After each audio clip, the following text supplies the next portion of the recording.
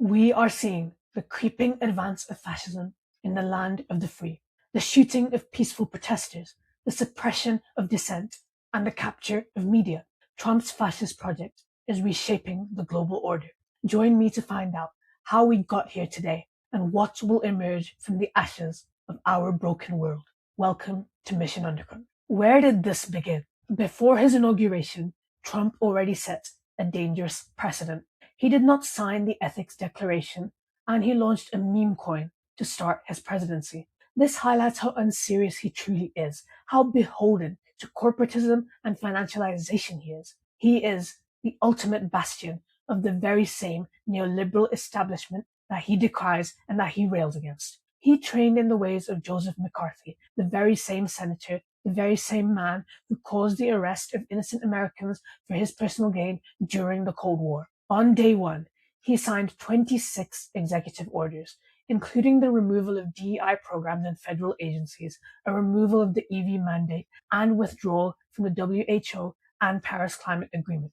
He expanded the Mexican border wall, and he tried to end birthright citizenship. All of these actions were without democratic oversight. All of these actions were unilateral infringements upon the integrity of the US state, the integrity of US institutions, the integrity of US policy. This all infringed upon the principle that rule is for the people, by the people. This infringed upon democracy. And this was a theme that would continue to emerge throughout the remaining time of his first year. He blatantly lied during his campaign. 2/3 of his executive orders were a direct replica of the Project 2025 agenda. He denied it repeatedly during his campaign, yet he proceeded to enact this fascist agenda when he got into power. This think tank advocates for the politicization of government agencies, filling them with cronies and loyalists, a pattern that we have seen soon after, as he got into power, he filled the institutions of power with his stooges, with his slaves. The Heritage Foundation also advocates for tax cuts for big businesses, another thing that Trump has done, and the destruction of already scarce medical aid and support for the American people, which Trump has also done. He has cut the welfare net that is supposed to support the people. It was already skint, but now it is even more bare bones than before. They are beholden to the corporate interests of the healthcare lobby, the gun lobby, the oil lobby. All of these influences have coalesced to pressure Trump into a right-wing agenda. And look at what is happening today. He is serving the very interests that got him into power, the very donors that have spearheaded his rise. For so long, America has sacrificed public health at the altar of corporate interests. They have sacrificed public safety at the altar of corporate interests. They have sacrificed the environment at the altar of corporate interests. For so long, these forces have blocked change and blocked progress, and these forces have emerged worldwide to blockade the progression of the world, to blockade the progress that we should inevitably be seeing as our societies advance. This covert influence is where the death of democracy begins. All Western nations, all nations around the world must cleanse their institutions of this pernicious influence, and they must destroy this pernicious influence, the pernicious influence of corporate lobbying that distorts democracy.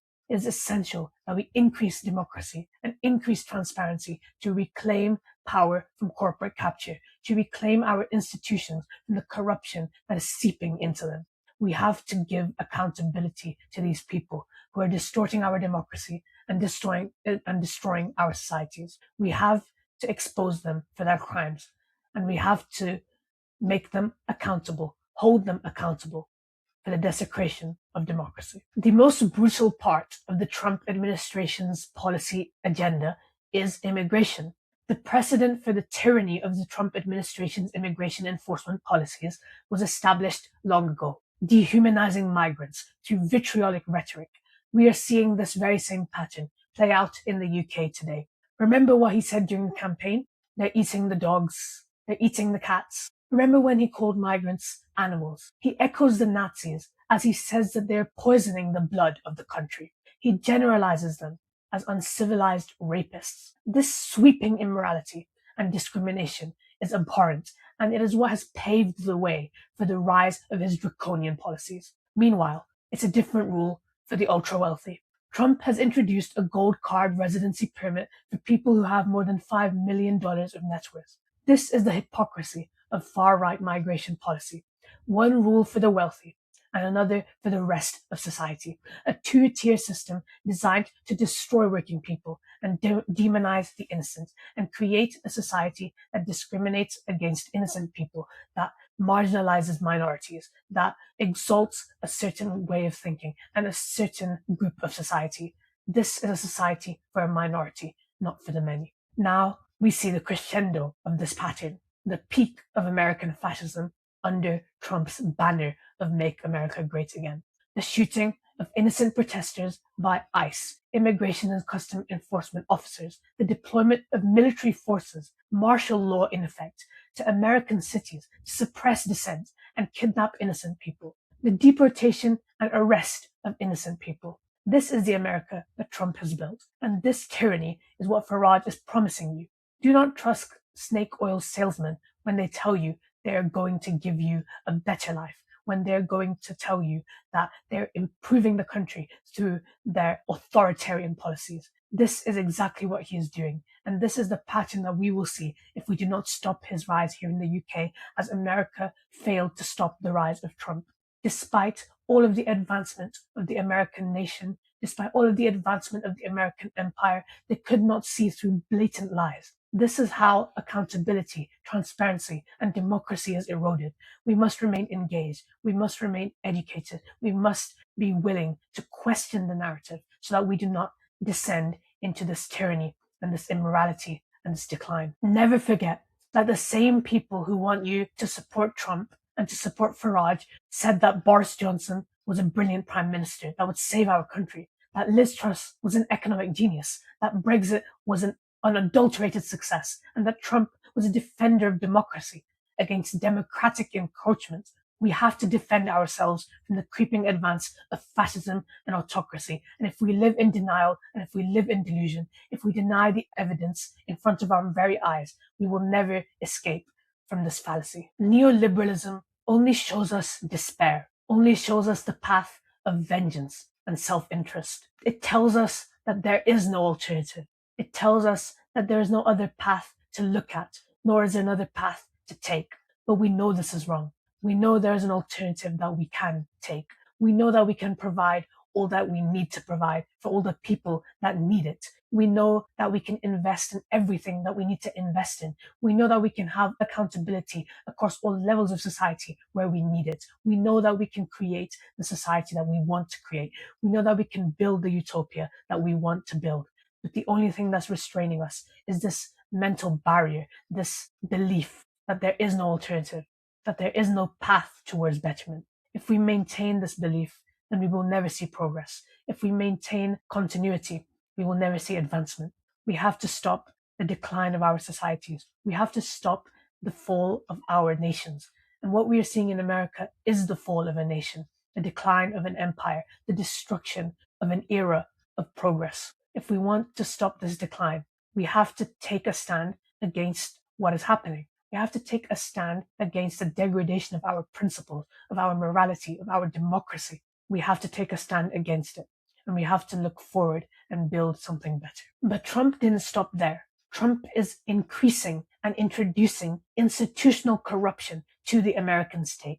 The very ingredient of America's success has been the strength of its institutions, the credibility and integrity of its state structures. This is being eroded, and this will inevitably lead to America's decline, its slide into poverty, its slide into despair.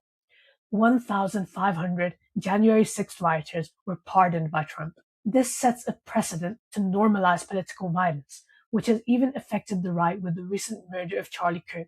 We have to condemn all forms of political violence rather than legitimizing it, rather than allowing people to evade accountability for it. A large amount of pardons were also given to donors to the Trump campaign. This, alongside tariff removals for making business deals with the Trump family, shows that the Trump presidency is allowing corruption to become endemic in America. This will inevitably sow the seeds of social and economic decline within the faltering American empire. But this can be stopped. The people of America can rise up against this emerging authoritarianism. This erosion of democracy and plurality cannot be sustained for much longer if the people rise up against it. They must find the strength to fight tyranny. This corruption has been accompanied by deliberate media capture and the systemic erosion of democracy. Investigations have been opened without evidence into Democratic senators and congressmen, such as Tim Walz. Judges and civil organizations have been targeted. Trump's political persecution has certainly fulfilled his campaign promises of revenge, vengeance, and retribution. This is the death of democracy. Meanwhile, his loyalists in government are completely incompetent, highlighted by the leak of signal messages amongst other scandals. But Trump 2.0 prefers loyalty above all else. In Trump's first administration, he fired people en masse and ran his government like he ran his business. But here in Trump 2, he values absolute deference over competence. He values absolute deference, absolute acquiescence to his will and his desire. Trump has created a system of right-wing communism. Trump sought an unprecedented amount of control over US businesses. He publicly attacked companies and their executives, demanded firings of corporate leaders, and criticized those who contradicted him and demanded their firings. He demanded shares of business profits by the federal government. He even agreed a deal with Nvidia, the chip makers that have the largest market capitalization in the world, that the government would get a 15% share of chip sales to China. The Pentagon also became the largest shareholder of MP Materials. As part of an agreement to allow Japan-based Nippon Steel to buy US steel, Trump was also granted a personal golden share in US Steel, allowing him to influence board decisions and maintain veto power over certain decisions. This shows how there is socialism for the rich, there is anti-democratic systems of oppression and control for the rich and the wealthy, whilst the majority have to suffer the tyrannies of capitalism. There is state support on extensive levels for the ultra-wealthy, whilst ordinary people are fleeced by the state, their services are cut, and they are neglected to the very core. The system that he has created is a complete kleptocracy and corruption of the highest order. Once again, we see this pattern of socialism for the rich and capitalism for the poor, market fundamentalism and free market liberalism for the majority, and extensive state support for the minority, the financial elite of our world. We have to destroy this pattern. We have to create equal outcomes, not a two-tier society that rewards people who have been born into wealth, who have gotten ill-gotten gains to attain their wealth. We have to create a more equal and fair society, a meritocratic society, and Trump's actions are further exacerbating the decline and the death of meritocracy that we have seen for generations. Trump has not merely created authoritarianism and corruption, he has also brought with him incompetence. Trump inherited a strong economy, unemployment at almost 4%, inflation at almost 2%. But his introduction of tariffs on global trade increased domestic inflation and destroyed global alliances without considerably increasing domestic manufacturing, which was his stated aim. This is a demonstrable economic failure of his flagship policy. He has also rolled back environmental protections and destroyed green industry, the very green industry that Biden had built through his Inflation Reduction Act, by removing the EV mandate and introducing his drill baby drill policies to favor the very oil lobby that got him into power. He has increased military spending by billions, whilst cutting welfare and cutting taxes on the ultra-wealthy. Every tenet of his policy is catering to the interests of the global financial elite. He froze hurricane relief for Democrat-controlled states. How cruel and vindictive can he be to oppress his own people? How can he deprive them of the support they need just because they politically oppose him, just because they have not bended to his will? This is the America that Trump has created. He has endorsed vaccine skepticism and repeated debunked claims that autism is linked to vaccines. This rollback of vaccine programs worldwide and in America will kill millions, combined with cuts to US development aid. He has entirely dismantled the US International Aid Agency, setting a dangerous precedent that risks threatening the lives of millions of people who rely on aid to survive in the developing world. This cutting of aid will only accelerate migration flows to the West, contradicting Trump's anti-immigration stance. The right wing do not understand that what they do is counterproductive. The stated aims that they have cannot be achieved without a progressive perspective, without a progressive turn of policy. Without safe and legal routes, migration flows will not be reduced. Without increased international development aid, migration flows will not be reduced. This is plain and simple. But they refuse to believe the evidence that is in front of them. They refuse to believe the truth, and they maintain the delusion because it serves the elite. It serves the people who benefit from the current system. And this is what will continue to happen as long as we have neoliberal stooges at the helm of our governments. The final tenet of Trump's agenda has been how he has reshaped the global order. This is arguably the most significant thing that he has done. He has introduced what he calls the Donroe Doctrine. In the US national security strategy, there was a clear statement, a clear declaration that the United States would reassert the Monroe Doctrine. In the 1900s, the United States had decided that it would maintain a sphere of influence in Latin America and be interventionist to achieve its own aims. This very policy is being reintroduced by America. And you see this in Venezuela, where Trump is trying to expand influence and combat the rising role of China and Russia in the region, the rising role that Chinese investment plays in Latin American regions. It is trying to divide the world into three spheres of influence. One is America's control of the Western Hemisphere, and then the middle he wants to devote and give away to Russia, and Asia will be left to China. This is a dangerous strategy. It divides the world into three circles that all devalue democracy, that all devalue accountability. It creates a superpower culture, a superpower world that debases the global international rules-based order, if ever it had any integrity, and has all now been completely eroded. There is no assertion of a moral foreign policy in the United States anymore. It is all about financial increment. What used to be in the background, what used to be under the surface under previous neoliberal presidents has now come to the top. It is now inadvertent, but American administration was always like this and has always been like this and will continue to be like this without significant reform to the way that democracy operates. It is not a true democracy. It is not a direct democracy. It is not accountable and it is not transparent. It needs to be far more decentralized, both in America and in Britain and around the world.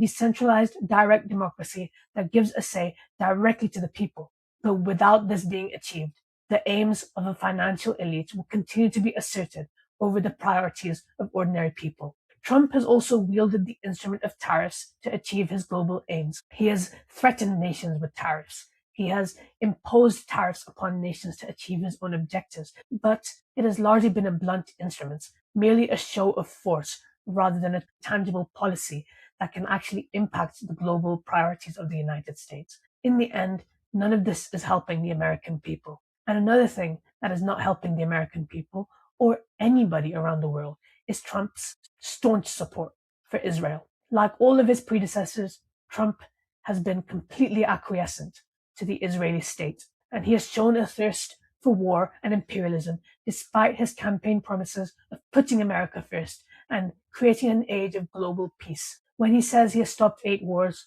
once again, he is lying, as you would expect from him. He has bombed Iran and Yemen.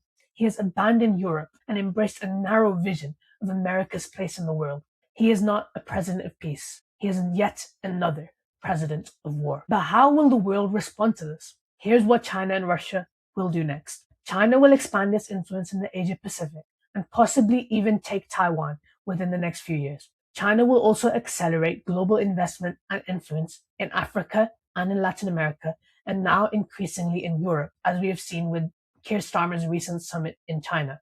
This investment and these increased relations will tie China increasingly closely to the rest of the world and decouple the rest of the world from the influence and the power of the United States. This is a rebalancing of the global order in favor of China, and it is completely self-inflicted. The decline of US hegemony will continue to be self-inflicted as long as Trump is maintaining the actions that he is maintaining. China's influence will expand, its technological innovation and economic strength will only continue to grow, and it will become a key security partner for many nations around the world. It will be an age of a new Cold War between China and the United States. But there are many other nations around the world that are increasingly vying for influence. But still, we are maintaining these three superpowers that we have had for so long: China, Russia, and America. no other competitors are emerging. And that is because of a culture of innovation within all of these countries, except maybe Russia. But Russia has pure and brutal military strength and also economic strength from oil and other industries, and also the legacy of aristocracy and oligarchy. This influence is maintaining its relevance in the world today, and it will continue to seek to expand beyond its borders because that is the ideology that its leader, Vladimir Putin, believes in. The Chinese intelligence apparatus in particular will expand and grow to threaten all of Europe, and increasingly, we will have to be wary against the security threat from China. And China will continue to beat the rest of the world in emerging industries, to accelerate its AI revolution, to accelerate its innovation and advancement. It is currently vying to destroy the USA as a competitor in all forms. Its military is continuing to expand and to grow and to advance. And soon, the United States will be completely behind China, and China will become the predominant global power. But it remains to be seen how it will use that power. But it does not seem encouraging. It has already wielded its economic power to assert its influence in developing regions, and there it has created debt traps for many nations and taken control of resources, control of land in a form of neo-colonial exploitation. This repeats the same pattern that Russia and the United States have been engaging in for generations prior. There is no hope unless China develops a moral conscience and decides to take the bull by the horns and reshape the international order, reshape the international systems that are still in hock to US interests, that are still acquiescent to the same flawed global order. It is not a rules-based order. It is not a fair global order. And without reforming the institutions of power that the world operates on, like the United Nations, like the IMF, like the World Bank, without reforming these institutions and without making them neutral, we cannot have a truly fair and equitable global order. And most important amongst all of that is removing the dollar status as the global reserve currency, as the global currency that denominates all trade. We must have a neutral currency that denominates trade so that trade is neutral and fair. Free trade benefits developed nations far more, and particularly the USA. It allows the USA to run high amounts of deficits to sustain the global order, but it should be a fair distribution of these resources. It should be a fair distribution of economic power worldwide, and only the differences should be based on innovation, ingenuity, and enterprise.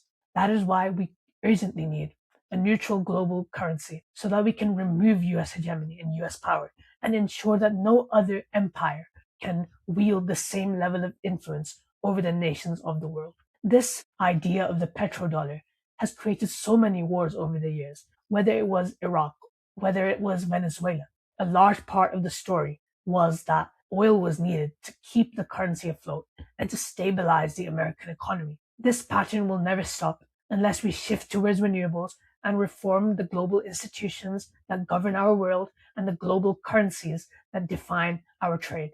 In terms of how the UK should respond, for us to have a seat at the table, we have to have an independent foreign policy once again. For too long, we have been in lockstep with the United States, and we have not pursued our own independent positions, and therefore our global influence has waned because we have refused to expand our influence in regions where our support would be welcome and our support would be useful, such as Africa. We have no coherent global strategy, so we need to develop one. We need to decouple ourselves from American influence and assert our position as a defender of global morality, of global ethics, of the rules-based order. We can rebuild this global order, and we have all the tools at our disposal to do so. We have to stand up for ethics and morality on the world stage amidst Trump's apathy and indifference. Amidst the apathy and indifference of superpowers, we have to be bastions of justice, accountability, and truth on the global stage. Another aspect of what Trump is doing is the threat to the strength of NATO. If NATO is weakened, Russia will almost certainly look to expand even further than it is. Ukraine was its first target, and since it has been held back, it has not expanded further, and because of the influence of NATO. But if NATO was to be threatened, Moldova and Georgia would be next. The Baltics would be next. Putin does not hide his imperial ambitions. Ukraine has to stand firm against Russian expansion. If Ukraine falls, then Europe is in severe danger of an aggressive Russia and the consequences that it brings with that. If Russia is expanding and if the threat is increased, then we will have very difficult choices to make. Increased defense spending, maybe national service as well, maybe conscription, increased cooperation amongst ourselves, increased self-reliance rather than dependence on US support. These will be difficult choices to make. This will be a hard path to take amidst the economic difficulties that we are facing, amidst the other priorities that we need to fund. We cannot allow this to happen. We cannot have a defense-oriented economy once again. We cannot allow the military-industrial complex to rise again. We have to defend the east of our Europe, and we have to defend it from the threats that threaten to expand towards us. We have to defend it. We have to maintain the integrity of Europe. And we have to, importantly, admit NATO into Ukraine as well. Because as long as it is not inside NATO, it will always be at risk, and Europe will always be at war. We have to have a Ukraine in NATO, a Ukraine in the EU, to bring economic prosperity and peace to the region. Now is also a good time to remind you that Zach Polanski, the Green Party, and your party do not support NATO. They do not defend NATO, and they would put our national security at risk. NATO is still crucial for our defense against Russian ships, against Russian cyber attacks and intelligence, particularly due to intelligence sharing. But more importantly, we act as a guarantor of security for weaker nations in our east, as should be our moral obligation against attack from Russia, against attack from aggressors. There cannot be another Czechoslovakia.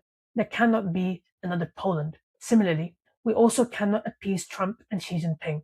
We have to defend all the nations that are threatened by superpower imperialism. We must defend Ukraine. We must defend Greenland. We must defend Venezuela. We must defend Taiwan. Our direct response right now should not be rearmament and nuclear proliferation, nuclear brinksmanship. It should be sensible investment into the warfare of the future, the defense of the future, cyber warfare, drones, and modern defense, rather than military armament and weapons of destruction. We need an army fit for defense, rather than an army fit for profit and occupation. Starmer has recognized and adeptly managed the competing challenges of China, Russia, and America. He has defended British values and the national interest. But I fear for Britain's future.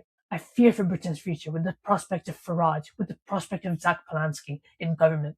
Puppets of Putin, puppets of Trump, puppets of an international order that is increasingly threatening our security and our prosperity and our equality. But my only criticism of Starmer on the international stage would be that he has been too soft on Trump, and Trump has been in some ways appeased. He has been satiated, and now he is hungry for more. We have to stop him in his tracks. Starmer needs to condemn Trumpian fascism and global terrorism and neocolonial expansion unapologetically. Meanwhile, in the Middle East, there is a different emerging situation. This is how things will develop. The UAE is increasingly becoming a pernicious influence in the region. It has become an Israeli puppet under Mohammed bin Zayed. It was one of the signatories of the Abraham Accords signed during the first Trump administration, and it now has a deep economic and intelligence relationship with Israel. Meanwhile, the Saudis and Egypt remain subservient to American imperialism and, by extension, Israeli expansionism. The Saudis and other Arab states also have deepening military ties with Pakistan in exchange for economic support. But Pakistan under Shehbaz Sharif is also acquiescent to America. This is why Imran Khan was swept from the board, because only he had the strength and the will and the morality to stand up to American hegemony and the Israeli expansionism. But now we face a real risk that Israel will continue to expand its influence in the region, will continue to oppress and destroy. We have to stop them in their tracks. When there is a real argument for interventionism, the West does not do so. It is currently positioning itself to intervene in Iran, where there is no serious human rights violation, and there is also no serious successor. The successor that they have posited is Reza Pahlavi, another US puppet. All they want to do is increase their global control and their hegemony in the region. But where we really should be focusing our interventionist attention to is the Israeli region, because they are perpetrating a genocide. They are destroying whole cities.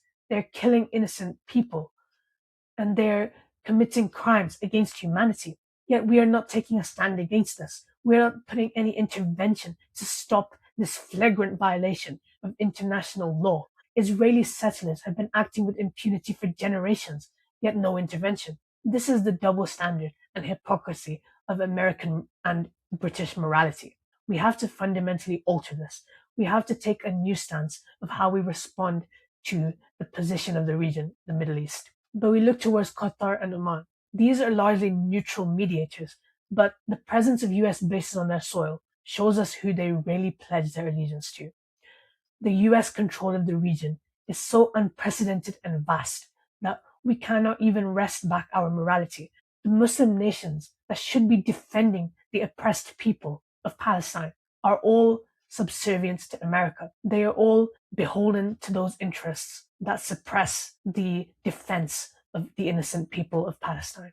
For too long, the nations of the Muslim world have refused to stand up for morality and for justice. Look at how our predecessors stood to remove every form of oppression against our people. Yet our leaders today are shameless, and they will continue to be shameless, and they will continue to allow violations and immorality to proliferate unchecked in the region. Other ways to look at the region are that the Saudi strength is expanding. They have weakened the UAE and reasserted control over oil resources and vast swathes of land in Yemen. Syria and Iraq are slowly rebuilding, but the threat of ISIS and Islamic fundamentalism remains. But there is one hope. Turkey remains as one lasting hope of opposition to Israel, but it is tied to its economic woes and desire for European integration. Someone in the region has to stand up against this expansion and aggression and hostility and brutality and oppression, but there is no likelihood of that happening. There is no signs of any opposition, and we will continue to see the region reshaped in Israel's favor. Iran's position has already been significantly weakened. It is at huge risk of collapse in terms of military capabilities and domestic stability. It is the one country that has opposed Israeli expansionism and Israeli aggression, despite its own authoritarianism, despite its own anti-democratic structure. But there is hope for Palestine. Despite all of this despair, despite the disconsolate nature of events that are occurring within the region, there is still hope.